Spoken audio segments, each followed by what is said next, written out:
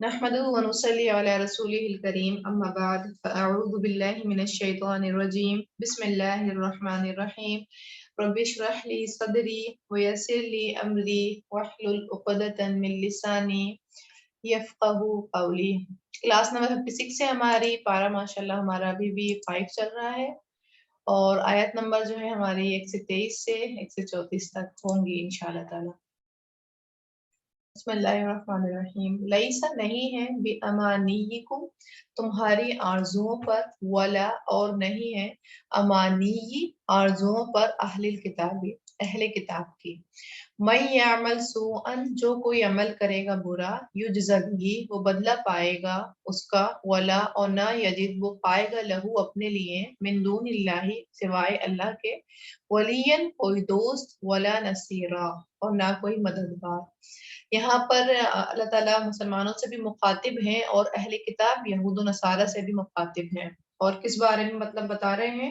आखिरत की कामयाबी की तरफ इशारा है कि आखिरत की कामयाबी जो है, निजात जो है, दर्जे जो है, वो आरजुओं के ऊपर नहीं है। ना तो मुसलमानों की आरजुओं पर आखिरत मिलेगी, जन्नत मिलेगी, और ना ही अहले किताब की आरजुओं के ऊपर उनको जन्नत मिलेगी।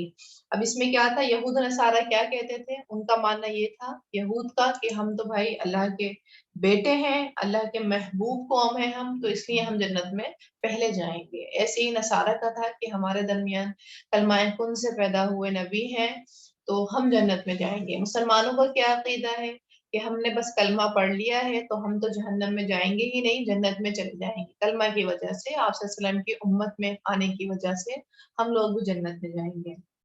और अल्लाह ताला क्या कहते हैं कि जन्नत जो है, आखिरत में निजात जो है, तुम्हारी आरजुओं के ऊपर नहीं है, ख्याली पुलाव नहीं है कि बस नियत रखनी है कि हम बस नेक हैं, नियत से सबको देखना है, लेकिन अमल जो है कुछ नहीं हो, तो आरजुओं के ऊपर जो है जन्नत नहीं मिलेगी।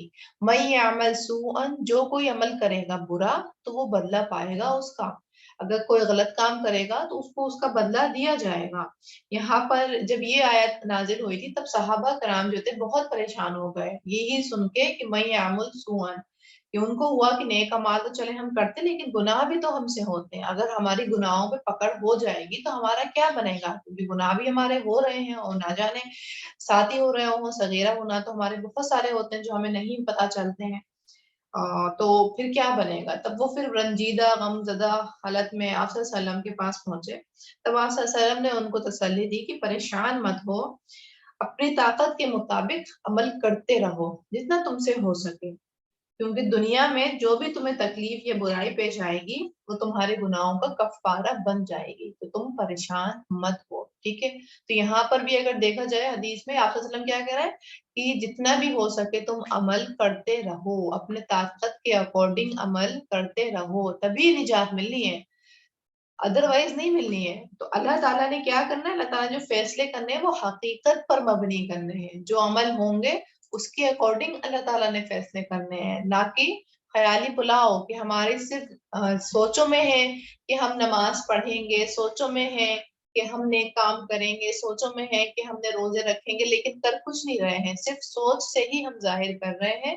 तो इसके अकॉर्डिंग फिर फैसला नहीं होगा, फिर तो उसका अंजाम भुगतना पड़ेगा। अल्लाह ताला किसके अकॉर्डिंग देंगे? अल्लाह ताला सॉलिड प्रूफ्स के अकॉर्डिंग जो है जन्नत में भेजेंगे या आखिरत में निजात मिलेगी। और क्या बताया जा रहा है? वला यजिद लहू मिन दूनिल्लाहि, फिर वहां पर जो है कोई ना दोस्त काम आएगा और ना ही कोई मददगार, तो वहां पर जो है सिर्फ और सिर्फ अमल ही काम आएंगे। वमन यअमल मिनस सालिहाती, और जो कोई अमल करे नेक, मिन ज़करिन औ उनसा, मर्द हो या औरत, वहुवा मुमिन, जबकि हो वो मोमिन, फउलाइका यदखुलूनल जन्नता, तो यही लोग दाखिल होंगे जन्नत में, वला युज़लमून नक़ीरा, और ना वो जुल्म किए जाएंगे खजूर की गुठली में सुराख बराबर भी। अब आपने देखा ना पिछली आयत में हमने खजूर का जिक्र बहुत हुआ है, यहाँ पे तीसरी मर्तबा जिक्र आ रहा है। पिछली बार ये था कि खजूर में जो बारीक से धागा आ रहा होता है, अब इसमें क्या है, जो खजूर के बारीक से धागा एक लाइन आ रही होती है बैक साइड पर, उसके ऊपर एक बारीक सा छेद होता है, تو اس کے برابر بھی کسی انسان کے اوپر ظلم نہیں کیا جائے گا۔ یہاں اللہ مثال کے ذریعے بتا رہا ہے کہ جو عمل نیک کرے گا تو اس کو آخرت میں کامیابی ضرور ملے گی اور وہ جنت میں ضرور داخل ہوگا۔ یہاں پر پھر کنڈیشن بھی بتا دی گئی کہ امانی سے کام نہیں چلے گا بلکہ نیک عمل سے کام چلے گا۔ ومن احسن دینا، اور کون زیادہ اچھا ہے دین میں، ممن اسلم وجہہ للہ، اس سے جو سپرد کر دے چہرہ اپنا اللہ کے لیے، وہو محسن، اور وہ نیکوکار ہو، واتبع ملت ابراہیم حنیفہ، اور وہ پیروی کرے ملت ابراہیم کی جو یکسو تھے۔ اب یہاں پر اللہ تعالیٰ بتا رہے ہیں، اب طریقہ بتا رہے ہیں کہ کون اچھا ہوگا اپنے دین میں، جو صرف اور صرف اپنی نیت خالص اللہ کی رضا کے لیے کرے گا، اور پھر وہ کام احسن درجے پر کرے گا، یعنی ایکسلنس لیول پر کرے گا۔ یعنی اگر نماز پڑھے گا تو پھر وہ کوشش کرے گا کہ اول وقت پہ نماز پڑھے، خضوع کے ساتھ نماز پڑھے، ٹھہر ٹھہر کے نماز پڑھے، پھر اس کا لیول جو ہوگا ہر عمل کا وہ ایکسلنس لیول ہوگا۔ جب وہ روزے رکھے گا تو کوشش کرے گا کسی تھرڈ پرسن کی بات چیت نہیں کرے، کوئی لغوی کام نہیں کرے، اس پورے دن میں وہ اچھی عبادت کرتا رہے۔ تو وہ جو کام جو بھی نیک عمل کرے گا، چاہے وہ نماز ہو، روزہ ہو، زکوٰۃ ہو، صدقہ ہو، حج ہو، کچھ بھی ہو، وہ اس کا ایکسلنس لیول کا ہوگا، احسن لیول کا ہوگا۔ اور کیا کرے گا وہ ملت ابراہیم کی پیروی کرے گا۔ یعنی طریقہ پھر کس نے بتایا ہے؟ آپ صلی اللہ علیہ وسلم نے بتایا ہے، وہ اس کے اکارڈنگ ہی پھر عمل کر کے دکھائے گا۔ وَاتَّخَذَ اللَّهُ إِبْرَاهِيمَ خَلِيلًا، اور بنا لیا اللہ نے ابراہیم کو خاص دوست۔ پھر ابراہیم علیہ السلام کا اللہ تعالیٰ نے یہاں پر فضیلت بیان کی کہ ان کو اللہ تعالیٰ نے اپنا خلیل بنایا ہے، دوست چنا ہے۔ اور کیوں چنا تھا؟ کیونکہ وہ یکسو تھے۔ وَلِلَّهِ مَا فِي السَّمَاوَاتِ وَمَا فِي الْأَرْضِ، اور اللہ کو کسی کی دوستی کی ضرورت نہیں ہے۔ کیوں؟ کیونکہ اللہ ہی کے لیے تو ہے جو کچھ آسمانوں میں ہے اور جو کچھ زمین میں ہے۔ وَكَانَ اللَّهُ بِكُلِّ شَيْءٍ مُحِيطًا، اور ہے اللہ ہر چیز کو گھیرنے والا۔ اللہ سے کوئی چیز نہیں بچے گی، اللہ کے ہر چیز احاطہ میں ہے۔ تو یہاں سے اگر ہم اپنے لیے عمل کی بات دیکھیں تو یہاں پر ایک عمل ہی خاکہ بنایا جا رہا ہے ان لوگوں کے لیے جو اپنی آخرت کو صرف آرزوؤں میں گمان کرتے ہیں اور اپنے عمل میں نہیں ڈالتے ہیں، یا یوں کہہ لیں علم تو ہے کہ کیا کیا کرنا ہے، لیکن اس علم کو عمل میں اپنا حال بنانا نہیں چاہتے ہیں۔ تو یہاں پر اللہ تعالیٰ نے ان کو کرائٹیریا دے دیا ہے کہ وہ ایسا نہیں کریں، علم کو اپنے حال میں بنائیں۔ کس طرح؟ نیک اعمال کر کے، اللہ کی رضا کے خاطر، اسلم وجہہ للہ کر کے، نیک اعمال کر کے وہ اللہ تعالیٰ کی رضا چاہیں اور پھر جنت میں وہ داخل ہو جائیں۔ ٹھیک ہے، یہاں پر اللہ تعالیٰ نے ایک عملی خاکہ دیا ہے۔ پھر آگے ہے وَيَسْتَفْتُونَكَ فِي النِّسَاءِ، اور وہ فتویٰ مانگتے ہیں آپ سے عورتوں کے بارے میں۔ آپ صلی اللہ علیہ وسلم کے پاس صحابہ کرام کی اس کے ہی آ رہا ہے کہ وہ آپ سے حکم پوچھ رہے ہیں۔ قُلِ اللَّهُ يُفْتِيكُمْ فِيهِنَّ، کہہ دیجئے اللہ فتویٰ دیتا ہے تمہیں ان کے معاملے میں۔ اب یہاں دیکھیے کتنی اعجاز کی بات ہے کہ جب ان سے سوال کیا گیا آپ صلی اللہ علیہ وسلم سے عورتوں کے بارے میں، تب اللہ تعالیٰ کہہ رہے ہیں کہ میں ہی آپ کو جو ہوں ڈائریکٹ فتویٰ دیتا ہوں۔ یعنی آپ صلی اللہ علیہ وسلم فتویٰ نہیں دے رہے ہیں، اللہ تعالیٰ فتویٰ دے رہے ہیں عورتوں کے بارے میں۔ وَمَا يُتْلَى عَلَيْكُمْ فِي الْكِتَابِ، اور جو پڑھا جاتا ہے تم پر کتاب میں، فِي يَتَامَى النِّسَاءِ، یتیم لڑکیوں کے بارے میں، اللاتی، وہ جو لا تؤتونہن، نہیں تم دیتے انہیں، ما کتبہ، جو لکھ دیا گیا، لہن، ان کے لیے۔ یعنی سورۃ النساء کی ہم نے اسٹارٹنگ آیات پہ اگر آپ غور کریں، آیت نمبر 3 ہے جس میں یتیم عورتوں کے بارے میں بتایا گیا تھا۔ اس میں کیا تھا؟ اس میں یہی تھا کہ جب کوئی یتیم لڑکی ہے اور آپ اس کے گارجین بنے ہوئے ہیں اور آپ کو پتا ہے وہ مالدار بھی ہے، ٹھیک ہے، تو آپ نے یہ نہیں کرنا ہے کہ اس سے نکاح بھی کر لیں آپ۔ اور کیسے نکاح کریں گے؟ وَتَرْغَبُونَ أَن تَنكِحُوهُنَّ، کہ تم رغبت رکھتے ہو کہ تم نکاح کر لو ان سے، ٹھیک ہے، یعنی وہ صورت شکل کی اچھی ہیں، اور آپ اس کو امیجن کر لیں کہ چچیرا بھائی ہے، ٹھیک ہے، چچا کا بیٹا ہے، اور چچا نہیں ہے لیکن چچا کا بیٹا اس لڑکی کا گارجین بنا ہوا ہے۔ اب بہن جو ہے، کزن جو ہے، یہ خوبصورت بھی ہے تو وہ کیا کر لیتا ہے؟ نکاح کر لیتا ہے۔ اس کو پتا ہے کہ جائیداد میں سے اس کو تھوڑا سا حصہ ملا ہے، کیونکہ جب بیٹا نہیں ہوتا ہے تو پھر بیٹیوں کو ان کا حصہ ملتا ہے اور باقی جائیداد پھر رشتہ داروں میں تقسیم ہوتی ہے، لیکن اس کو پتا ہے کہ बेटी का हिस्सा जो है वो अभी भी ज्यादा है अपनी जायदाद के अकॉर्डिंग, उसका थोड़ा सा रहा है। तो वो क्या सोचे, इमेजिन कर लें कि एक जमीन है, उसको टुकड़ा छोटा मिला है, लड़की को टुकड़ा ज्यादा मिला हुआ है। अब वो ये चाहता है कि ये टुकड़ा, ये प्लॉट जो है या ये जो भी जायदाद है इसकी, ये भी मुझे मिले। लड़की लेकिन खूबसूरत भी है, तो वो निकाह कर लेता है। अब उसको पता है आगे पीछे कोई नहीं है, अगर मैं इसको मेहर नहीं दूंगा तो कोई पकड़ करने वाला नहीं है। तो यहाँ पर उसी के बारे में इशारा है कि वो ऐसा नहीं करे। और ऐसी भी कंडीशन आती है जहां पर लड़की खूबसूरत नहीं है, तो भी क्या करते हैं फिर वो उसको शादी भी नहीं करने देते, कहीं खुद भी नहीं करते और कहीं और भी नहीं करते। उनको पता है अगर कहीं और निकाह की जाएगी तो फिर ये जायदाद उधर मिल जाएगी, तो जायदाद की मोहब्बत में फिर उसे कहीं शादी भी नहीं करते हैं।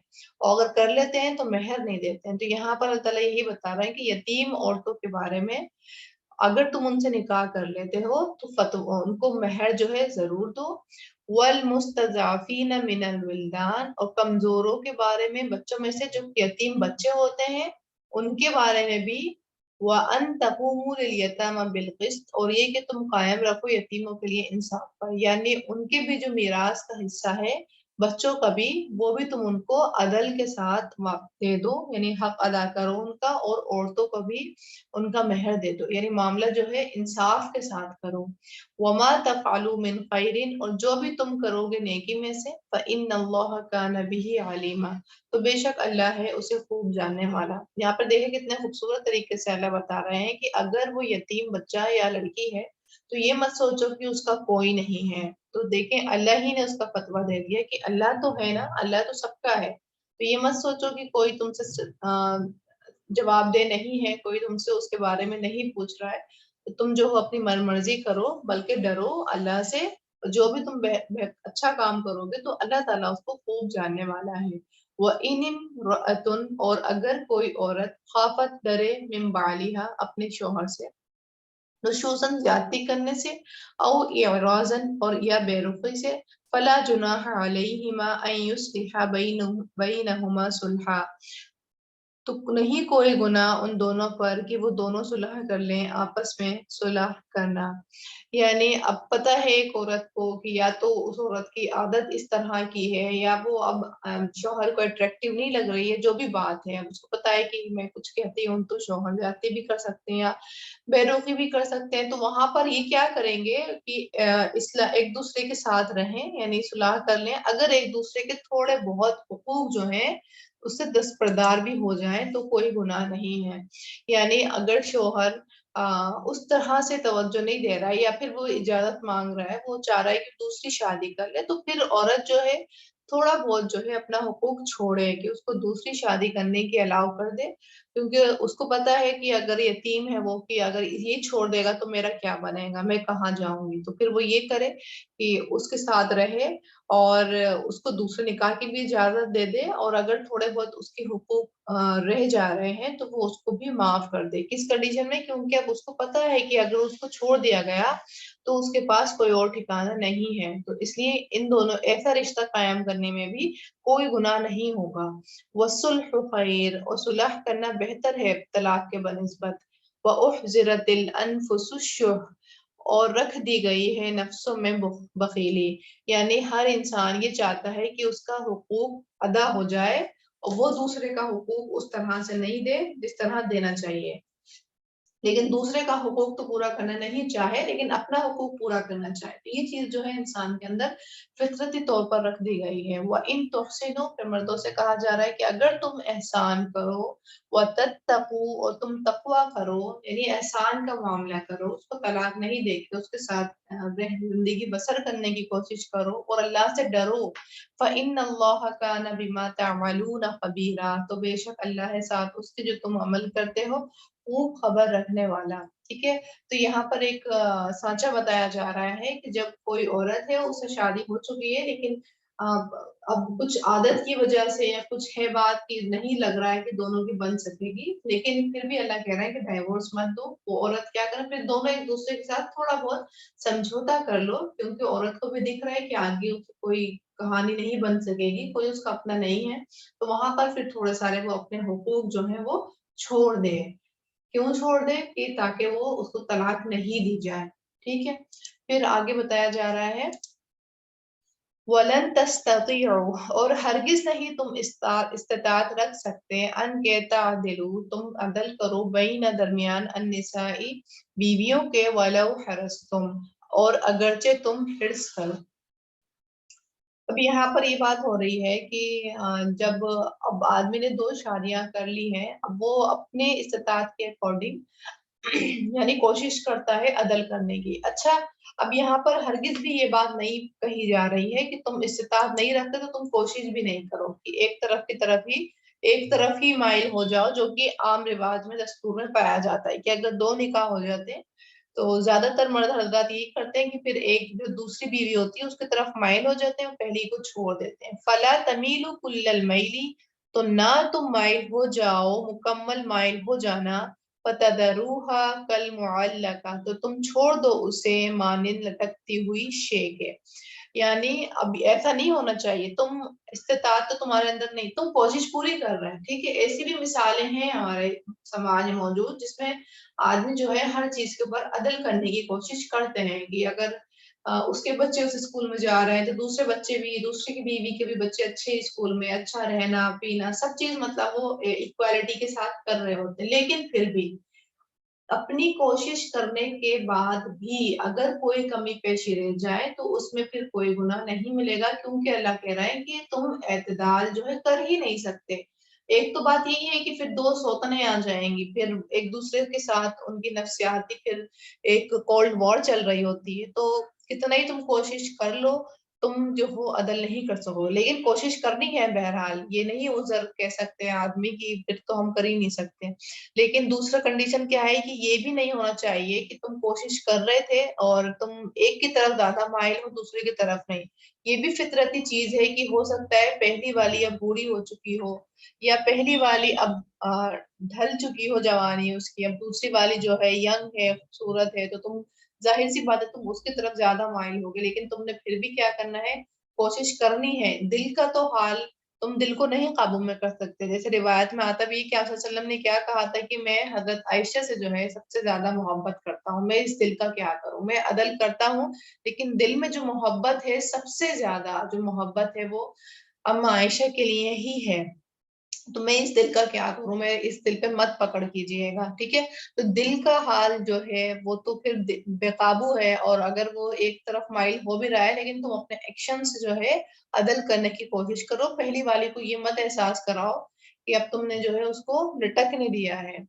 اور کیا کرو، وَإِن تُصْلِحُوا اور اگر تم اصلاح کرو یعنی ان دونوں کے درمیان، یا اب تم احسان کا معاملہ کرو، اپنے رویے میں اپنی ہر چیز میں اصلاح کرو، وَتَتَّقُوا اور تم تقوی کرو، فَإِنَّ اللَّهَ كَانَ غَفُورًا رَحِيمًا تو بے شک اللہ ہے بہت بخشنے والا نہایت رحم کرنے والا۔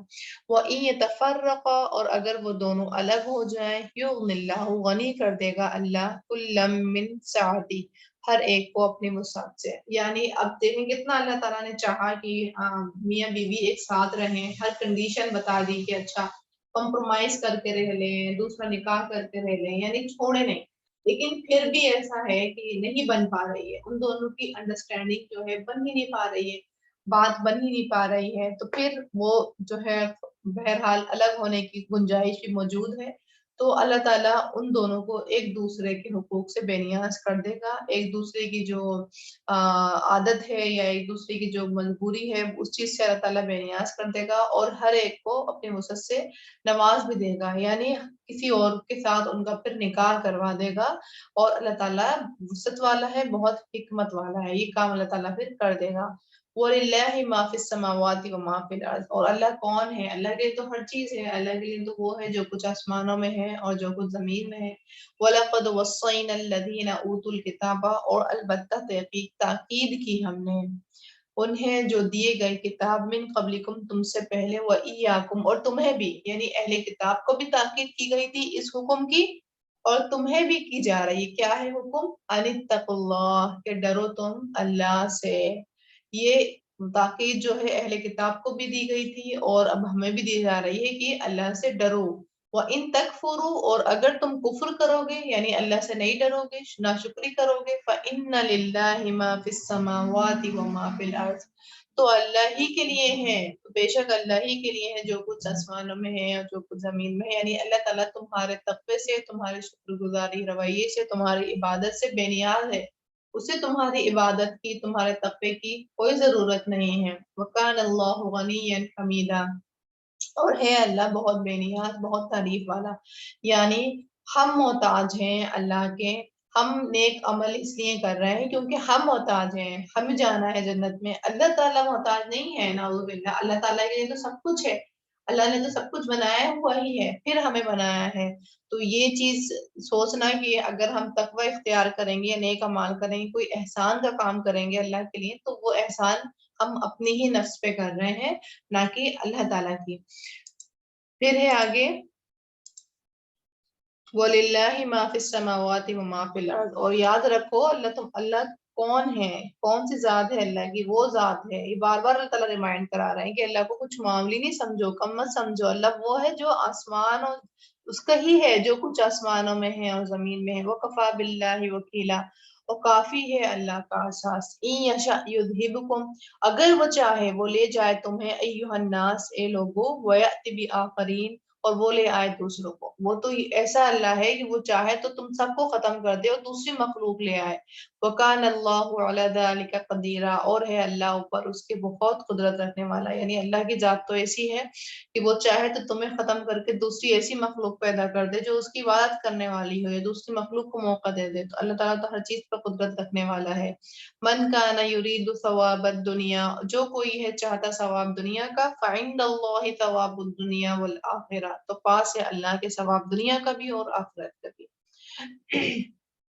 اس میں آتا نا ربنا آتینا فی الدنیا حسنہ، اس سے پہلے والی جو آتی ہے اس میں بھی کیا تھا آیت میں کہ وہ کیا کہہ رہے تھے کہ دنیا کا ہمیں سب کچھ مل جائے اور آخرت میں ان کے لیے کوئی ٹھکانہ نہیں ہوگا، کیونکہ وہ آخرت چاہتے نہیں ہیں۔ اللہ کیا کہہ رہے ہیں کہ جو کچھ دنیا چاہتا ہے، لیکن اللہ کے پاس دنیا بھی ہے اور آخرت بھی ہے، یعنی اللہ سے دعا کس طرح مانگو کہ ربنا آتینا فی الدنیا حسنہ وفی الآخرۃ حسنہ، اللہ سے دنیا کی بھی بھلائیاں مانگو، حسنات مانگو، اور آخرت کی بھی حسنات مانگو۔ وکان اللہ سمیعا بصیرا، اور ہے اللہ بہت سننے والا، بہت دیکھنے والا۔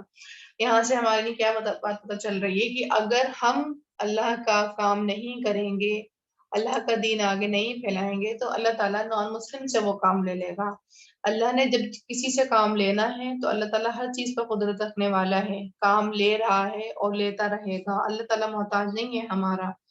اور اللہ تعالیٰ سے صرف دنیا نہیں مانگنی ہے، دنیا اور آخرت دونوں مانگنی ہے۔ اللہ تعالیٰ ایٹیکیٹ سکھا رہے ہیں، صرف دنیا دنیا نہیں کہنا ہے کہ یہ چیز ہو جائے، یہ چیز مل جائے، یہ چیز کر لیں، آخرت کی بھی بھلائیاں چاہنی ہے، آخرت بھی یہی دنیا میں تو رہ کر مانگنی ہے۔ پھر ہے آگے آیت ہماری ٹرانسلیشن ہم سن لیتے ہیں، آیت نمبر 123 سے 134۔ اعوذ باللہ من الشیطان الرجیم، بسم اللہ الرحمن الرحیم۔ بِأَمَانِيِّكُمْ وَلَا أَمَانِيِّ أَهْلِ الْكِتَابِ مَن يَعْمَلْ سُوءًا يُجْزَ بِهِ وَلَا يَجِدْ لَهُ مِن دُونِ اللَّهِ وَلِيًّا وَلَا نَصِيرًا وَمَن يَعْمَلْ مِنَ الصَّالِحَاتِ مِن ذَكَرٍ أَوْ أُنثَىٰ وَهُوَ مُؤْمِنٌ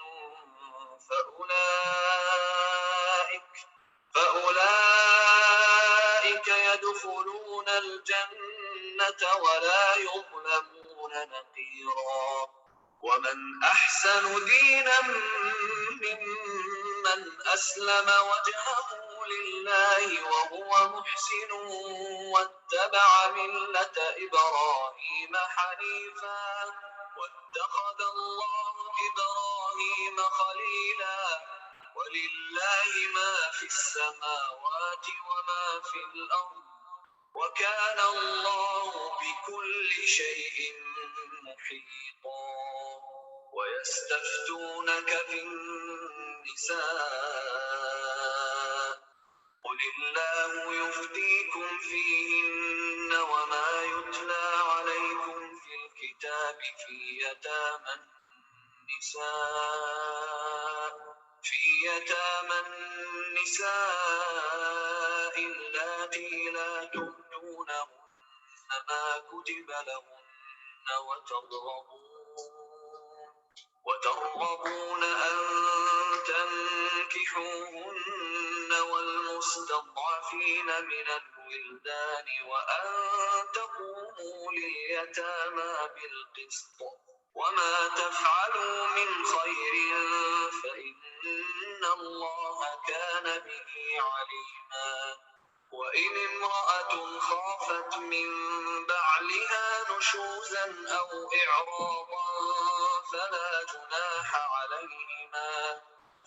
جناح عليهما أن يصلحا بينهما صلحا والصلح خير وأحضرت الأنفس الشح وإن تحسنوا وتتقوا فإن الله كان بما تعملون خبيرا ولن تستطيعوا أن تعدلوا بين النساء ولو حرصتم فلا تميلوا كل الميل فتذروها كالمعلقة وإن تصلحوا وتتقوا فإن الله كان غفورا رحيما وإن يتفرقا يغن الله كلا من سعته وكان الله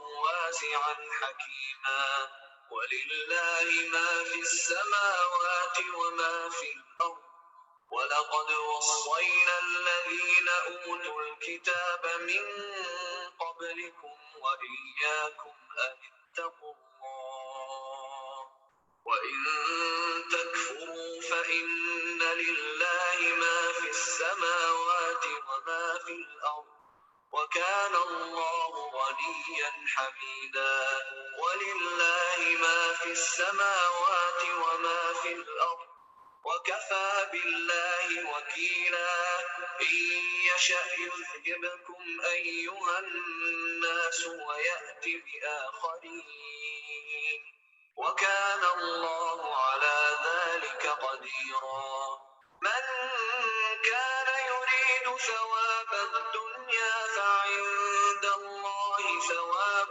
الدنيا والآخرة وكان الله سميعا بصيرا.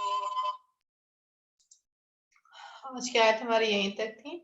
سبحانک اللہم و بحمدک اشہدو ان لا الہ الا انت استغفرک و اتوب الیک وآخر دعوانا الحمدللہ رب العالمین. السلام علیکم ورحمۃ اللہ وبرکاتہ.